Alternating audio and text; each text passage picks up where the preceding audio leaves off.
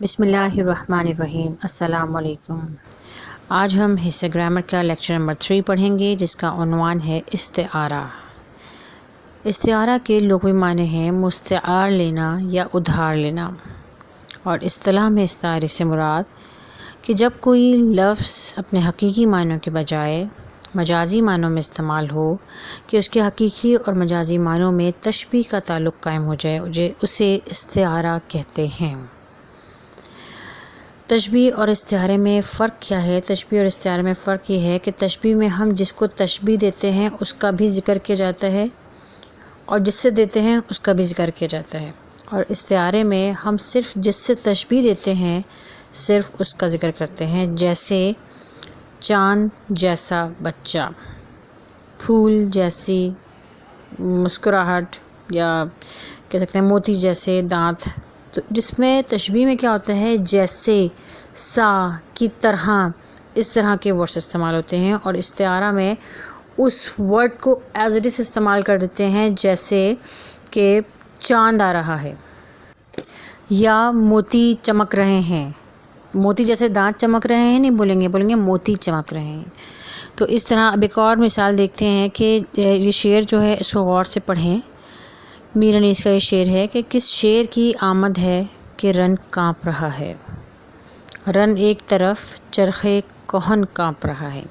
اس شعر میں انیس نے واقعہ کربلا کے ذکر میں حضرت عباس رضی اللہ تعالیٰ عنہ کی میدان جنگ میں تشریف آوری کا نقشہ کھینچا ہے، اور ان کی بہادری، ان کی ہیبت، ان کا عزم اور حوصلہ جو ہے، اس کی عظمت کو بیان کرتے ہوئے شعر کی جرأت اور بہادری کی مثال دی ہے، یعنی تشبیہ دی ہے۔ لیکن کس طرح دی ہے کہ ان کو شعر کہہ دیا، یہ نہیں کہا کہ شعر جیسا بہادر شخص آ رہا ہے، بلکہ یہ کہا کہ شعر آ رہا ہے۔ کس شعر کی آمد ہے کہ رن کانپ رہا ہے۔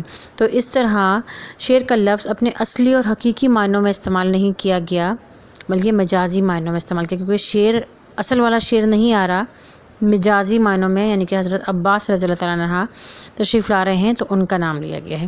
تو یہ کہلاتا ہے استعارہ۔ استعارے کے 3 ارکان ہیں، جیسے کہ اس میں آپ دیکھ سکتے ہیں مستعار لہو، مستعار میں، اور وجہ جامع یا غرض استعارہ۔ ٹھیک ہے، اب مستعار لہو کیا ہے؟ جس چیز کے استعارے مہیا کیا جائے اسے مستعار لہو کہتے ہیں۔ جیسے اس شعر میں حضرت عباس رضی اللہ تعالیٰ عنہ کے لیے شعر کی مثال دی گئی ہے، تو حضرت عباس رضی اللہ تعالیٰ عنہ جو ہے وہ ہے مستعار لہو۔ مستعار میں یعنی کہ جس چیز سے مثال دی جائے، جیسے کہ ہم نے کس سے مثال دی ہے؟ شعر سے تشبیہ دی ہے، شعر سے مثال دی ہے، تو شعر جو ہے وہ مستعار میں ہے یا مستعار کہتے ہیں اس کو۔ یہ 2 لفظ استعمال ہوں گے اس کے لیے۔ وجہ جامعہ یا غرض استعارہ ایک ہی چیز ہے، وہ خصوصیت جو ادھار لی جائے، یعنی وہ غرض یا وہ مقصد جس کے لیے مثال دی جا رہی ہے، یعنی جیسے بہادری کے لیے مثال دی جا رہی ہے تو اس کو ہم کہیں گے وجہ جامع یا غرض استعارہ۔ تو یہ تھا استعارہ، اس کے ارکان، اس کی مثال، اس کی ڈیفینیشن۔